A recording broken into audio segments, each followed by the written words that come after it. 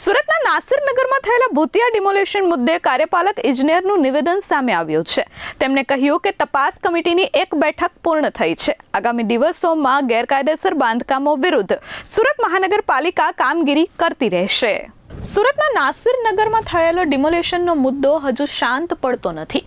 હવે આ મામલે કાર્યપાલક ઇજનેરનું નિવેદન સામે આવ્યું છે. તેમણે કહ્યું હતું કે તપાસ સમિતિ દ્વારા ઊંડાણપૂર્વક તપાસ શરૂ કરવામાં આવી છે. તેમણે કહ્યું કે તેઓ પોતે જ આ નાસિરનગર તપાસ સમિતિમાં એક સભ્ય તરીકે ફરજ બજાવી રહ્યા છે. તપાસ સમિતિની પ્રથમ બેઠક પૂર્ણ થઈ ચૂકી છે અને ડિમોલેશન સંબંધિત તમામ વહીવટી વિગતો મંગાવવામાં આવી છે. સમય મર્યાદામાં તમામ વિગતો અને પુરાવાઓ આવ્યા બાદ જ સમિતિ દ્વારા આગળની યોગ્ય કાર્યવાહી કરવામાં આવશે. ટીપી રોડ અને રિઝર્વેશન પ્લોટ પર થતા ગેરકાયદે દબાણો સામે મનપા ભવિષ્યમાં પણ કાયદેસરની પ્રક્રિયા ચાલુ રાખશે. નાસિરનગરની તપાસ કમિટીમાં હું એક સભ્ય તરીકે છું. નાસિરનગરમાં જે તપાસ કમિટી જે છે એની એક મિટિંગ થઈ ગઈ છે અને એમાં ટોટલ જે પણ કાર્યવાહી થઈ છે એના તમામ વિગતો માગવામાં આવેલ છે તપાસ કમિટી દ્વારા.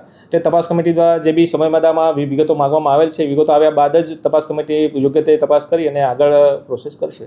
એ બાબતે હું હાલમાં કંઈ સ્ટેટમેન્ટ આપવા માંગતો નથી. એ જે તપાસ કમિટી